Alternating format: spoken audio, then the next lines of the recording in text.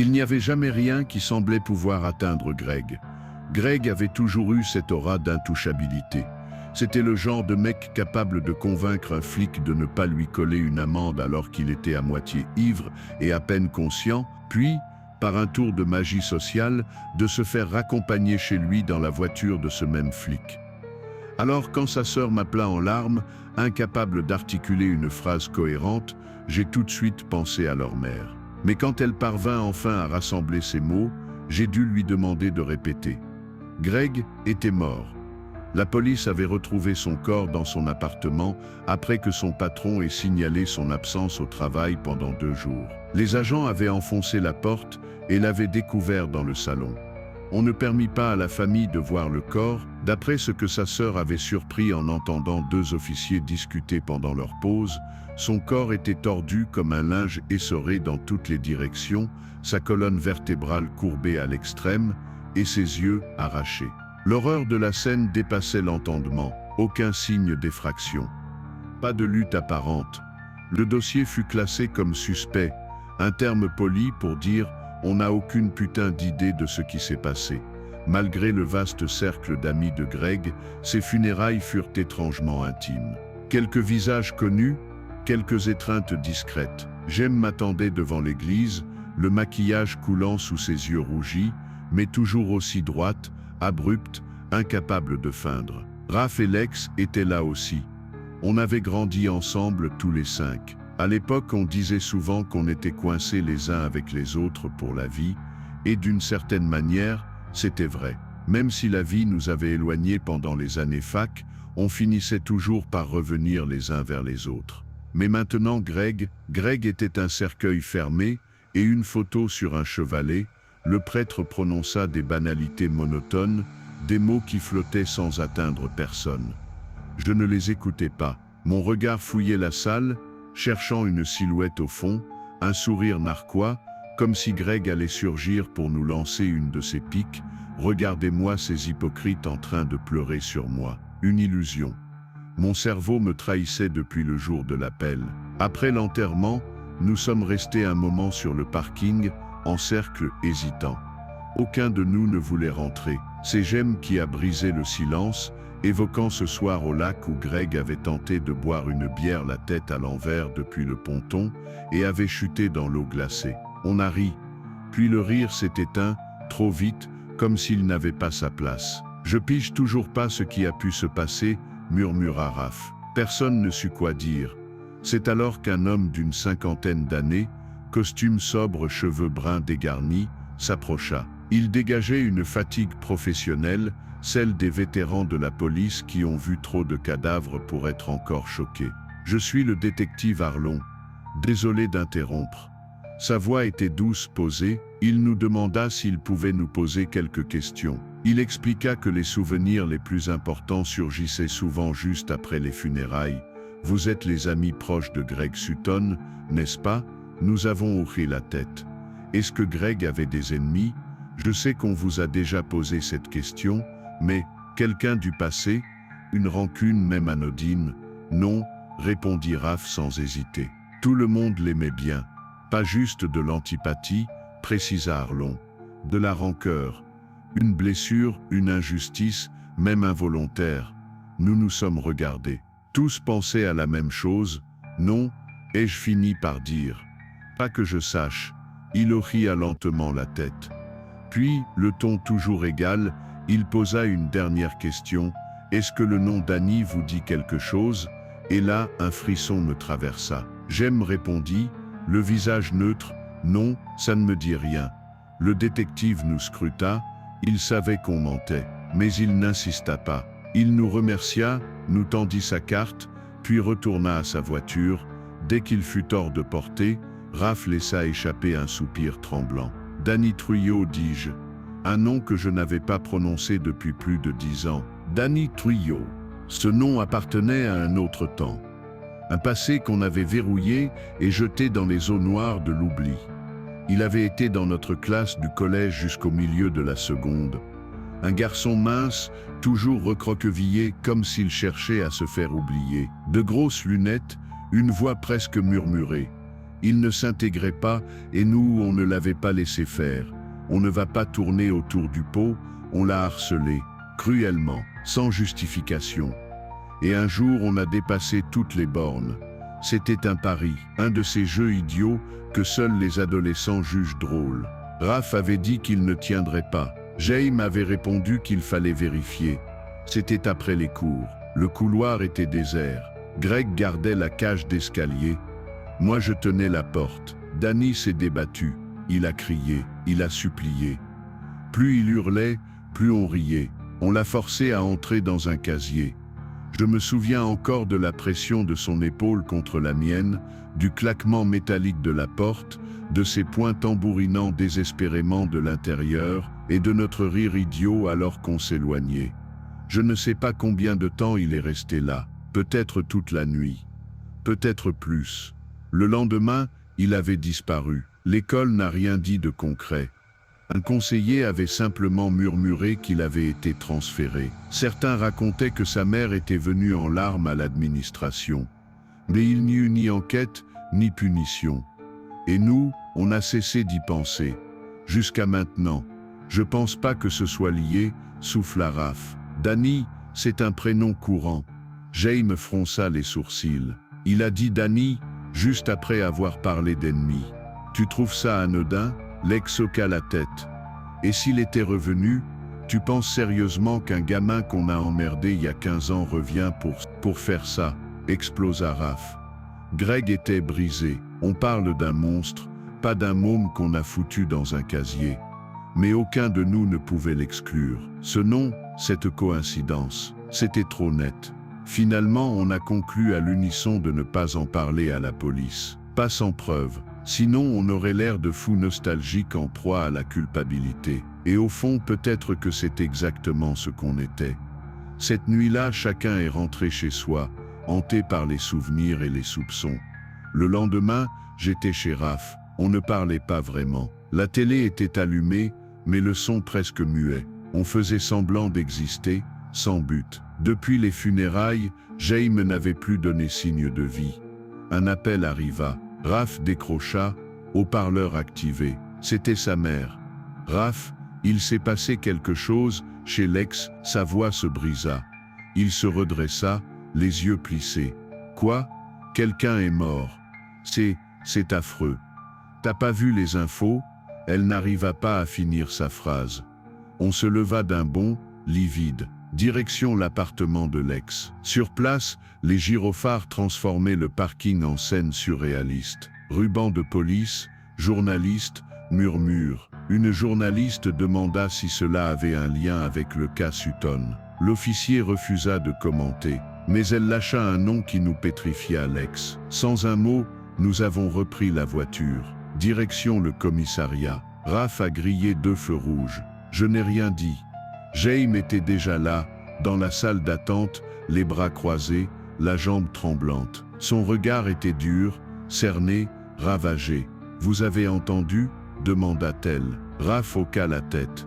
On descendit le couloir ensemble. « Il faut parler à Arlon » dit Jaime. On a menti. Quand le détective nous aperçut, il ne parut pas surpris. Il nous fit entrer dans une petite pièce. Et là, Jaime prit la parole. On vous a menti. À propos de Danny, il ne bougea pas. Il écouta. Raph ajouta, on l'a connu, on a grandi avec lui. Il s'appelait Danny Trujillo. On l'a harcelé. Pas des moqueries, dis-je, pas des surnoms, de la pure méchanceté. On l'a détruit. Et puis je racontais tout. Le casier, la peur dans ses yeux, le silence qui a suivi sa disparition. Arlon hoqua la tête lentement. Ce nom a été trouvé aux 2 scènes.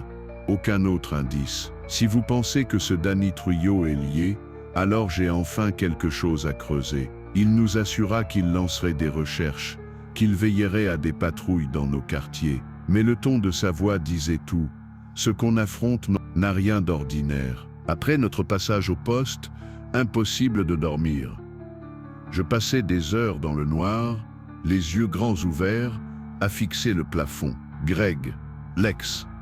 2 visages qui ne quitteraient plus mes cauchemars. Le lendemain, Jaime nous écrivit dans le groupe. Elle avait fait des recherches au bureau des archives. Ce qu'elle découvrit nous glaça. Les parents de Danny étaient morts une semaine après son transfert. Corps ravagé, aucun témoin, aucune arme retrouvée. Cause du décès, traumatismes internes massifs. Dossier classé sans suite après 8 semaines. Ensuite, Danny avait été placé dans une structure d'État. Adresse scellée par décision de justice. Et puis, plus rien, comme s'il s'était évaporé. J'ai ressenti un poids dans ma poitrine, une culpabilité ancienne, pas celle qui vous saute dessus après une erreur, mais celle qui s'infiltre lentement dans vos os. Ce qu'on lui avait fait, je l'avais toujours su cruel. Mais jamais je n'avais réfléchi à ce qu'il était devenu, à ce qu'il avait dû endurer pour survivre. Jaime est passée chez moi le soir suivant. Elle tenait 2 cafés et un sac de fast-food. Elle tremblait, on s'est assis, télé éteinte, silence pesant. Je l'entends encore, dit-elle au bout d'un moment. Je compris immédiatement. Greg, elle hocha la tête. Moi aussi, je n'avais pas dormi depuis l'ex. À chaque clignement de paupières, j'avais l'impression que quelqu'un m'observait. Dans l'ombre, derrière le mur. On rit, brièvement. Un rire nerveux, creux. On devient fou. Probablement. Elle partit peu après. Le lendemain, elle nous écrivit encore. Je pars en unité sécurisée. J'ai peur. J'en peux plus. Faites pareil. Je l'ai appelé. Pas de réponse. Juste un message vocal. Une voix tremblante. Je veux pas finir comme eux. Là-bas, je serai en sécurité. Prenez soin de vous. Je lui ai répondu que je comprenais, que je la soutenais, qu'on resterait en contact. Le soir, Raph était chez moi. Il avait préparé un sac, mais ne savait pas où aller. Il ne faisait pas confiance à la protection. Moi non plus. Alors, on a décidé de rester ensemble. Mais la nouvelle tomba. Mais, morte, dans sa cellule. Corps mutilé. Aucun enregistrement. Caméra coupée entre 3h02 et 3h. 3 gardiens inconscients. Et ce nom encore, Danny. Quand le détective Arlon vint chez moi ce soir-là, son visage était défait. Écoutez, dit-il, je ne suis plus ici en tant qu'agent. Juste en tant qu'homme. Prenez vos affaires. Partez. Loin, il ajouta que tout cela dépassait l'entendement. Que même les agents les plus aguerris vomissaient en voyant les corps.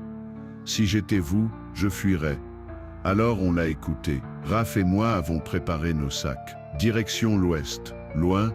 Mais cette nuit-là, je fus réveillé par 3 coups sourds. Quelque chose frappait la maison. L'air sentait la pourriture. J'appelais Raph, pas de réponse. Je me levai, arme en main. Le silence était épais comme de la cendre. En m'approchant de la chambre d'amis, j'entendis un bruit visqueux, comme si quelque chose de vivant traînait sur le parquet. J'ouvris la porte, et je le vis. Ou plutôt, ça. Raph était étendu sur le lit, son corps plié en 2, un bras arraché, et au-dessus cette créature, grise, peau tendue sur les os, couverte de plaies suppurantes, bras démesurés, griffes osseuses, respiration sifflante. Je vidai le chargeur dans sa poitrine. Aucun effet. Elle avança. Je fuis. La chose explosa la porte derrière moi. Je courus. Verrouillai la chambre. Empilai meubles et étagères contre l'entrée. Appelai les secours. Mais le verre derrière moi éclata. Une main me saisit. Une voix, bouge. Je fus traîné par la fenêtre. Mon corps heurta le sol. On courut, pieds nus, haletant, vers une voiture. La portière claqua. Le moteur rugit. À côté de moi, l'homme, fatigué, usé, cicatrisé par le monde. Il me regarda. C'est moi, dit-il. Danny. Je le fixais, incapable de faire le lien entre ce survivant au regard noir et le garçon fluet qu'on avait enfermé dans un casier 15 ans plus tôt. Tu es Danny Trujillo ? Et je murmurai, incrédule. Il hoqua lentement la tête, les mains fermement agrippées au volant. Avant que je puisse répondre, il reprit d'une voix rauque, « Je vous ai pardonné. » Je n'ai pas su quoi dire, mais il continua. Quand j'étais môme, je priais chaque nuit. Je priais tout ce qui pouvait m'entendre. Dieu, des ombres, l'air, peu importe. Je demandais qu'on m'enlève cette douleur, qu'on me venge. Ses doigts blanchirent sur le cuir du volant. Et une nuit, Quelque chose m'a répondu. Il ne racontait pas. Il récitait. Comme s'il s'était dit ces mots 100 fois dans le noir, seul dans des squats ou des stations abandonnées. Mes parents furent les premiers. Je les ai retrouvés brisés. Le rapport parlait d'un effondrement structurel. Tu parles, puis on m'a déplacé. Et la chose a continué. Tous ceux que j'avais maudits, même en silence, elle les a traqués. Un par un. Il tourna brièvement la tête vers moi, les yeux brûlants d'un feu que je ne comprenais pas encore. Vous étiez les derniers. Juste, trop loin. Je baissais les yeux sans force. Je pensais qu'elle s'arrêterait. C'est qu'elle m'oublierait. Mais non. Elle reste, elle attend. Le silence s'installa. On peut la tuer? Ai-je demandé, presque à voix basse. Il acquiesça lentement. J'ai testé, blessé, elle réagit. Elle hurle. Je conçus des balles. Des vraies, trempées dans un mélange que j'ai mis 10 ans à perfectionner. Poudre d'argent, seul industriel, lime de fer, et d'autres choses. Il sortit de sa veste une unique cartouche, noire, étrange. Elle semblait vibrer comme vivante. J'en ai 3. Ça devrait suffire. Si je vise juste, je sentis mon sang battre à mes tempes. Qu'est-ce que tu veux de moi? Ai-je murmuré? Il me regarda à nouveau. Il lui faut une cible. Un nom. Et tu es le dernier. Je n'ai pas répondu. Je savais déjà. Nous sommes arrivés à une vieille maison en ruine perdue en forêt. On coupa le moteur à bonne distance pour ne pas attirer l'attention. L'intérieur était un chaos de papiers griffonnés, de symboles occultes, de noms barrés, des douilles vides alignées sur une étagère fendue. Une seule paillasse, trempée de sueur séchée. Danny en sortit une arme. Un fusil de chasse modifié, enroulé de fils de fer, gravé de symboles. Il me tendit une arme vide. Tiens-la, même si elle ne sert à rien. Il m'installa au centre de la pièce. Et nous avons attendu. Des heures. Quand le vent s'est arrêté de souffler, Danny se redressa. Et alors, elle entra, pas en fracassant la porte, en glissant à travers, comme un cauchemar devenu matière. Sa peau suintait, ses membres craquaient. Elle me fixa. Danny tira. La créature hurla. Un cri strident, déchirant, qui me perça le crâne. Une fumée noire jaillit de son torse. Elle titouba. Je courus, la table entre nous. Elle fracassa le sol là où je me tenais. Danny rechargea. Un second tir. Dans la colonne. La chose se plia, hurla à nouveau. Une masse informe de douleur et de haine. Elle fonça sur Danny. Je me jetai sur elle avec une tige métallique. L'enfonçai dans sa tête. Son sang, ou ce qui y ressemblait, éclaboussa le sol. Une puanteur immonde se répandit. Danny visa la gorge. Dernier tir. Et ce fut fini. La créature convulsa, se referma sur elle-même, ses membres se repliant comme un pantin désarticulé, avant de s'effondrer, en cendres. Le silence qui suivit fut encore plus assourdissant. Je n'entendais plus rien, sauf mon propre souffle. Danny glissa lentement le long du mur. Il saignait. Il sortit un revolver, me le tendit. Tire, je le fixai abasourdi. Quoi? Dans le flanc. Rien de vital. Il faut que ça paraisse vrai. Pourquoi? Les flics ne croiront jamais cette histoire. Mais ils croiront celle-ci, un type cinglé, un survivant. Je prends tout. Tu dis que j'ai tué tes amis, que tu m'as abattu. Et c'est fini. Je secouai la tête. Tu m'as sauvé la vie. Il insista. Il ne restera rien de cette chose. Aucune preuve. Mais s'il continue à fouiller, c'est toi qui iras en prison. Ou pire. Fais-le. Je pris l'arme. Tremblant, je vis son regard résigné. Paisible. Je tirai. Il s'effondra, une main plaquée sur la plaie. Appelle-les, murmura-t-il. Dis que c'est fini. 20 minutes plus tard, les sirènes retentissaient. J'étais dehors, les mains levées, du sang sur ma chemise, l'arme au sol. Danny fut évacué, menotté sous perfusion. Je ne le revis jamais. La presse s'empara du récit. Tragédie locale, harcèlement scolaire et vengeance. On parla de folie. de massacre. On l'accusa de tout. On me laissa libre. Mais vide. Danny mourut quelques jours plus tard. La balle, ma balle. Hémorragie interne. Je l'ai tué 2 fois. Une première fois dans un casier. Et une deuxième fois, avec une balle de miséricorde. Et je ne saurai jamais laquelle des deux je regrette le plus.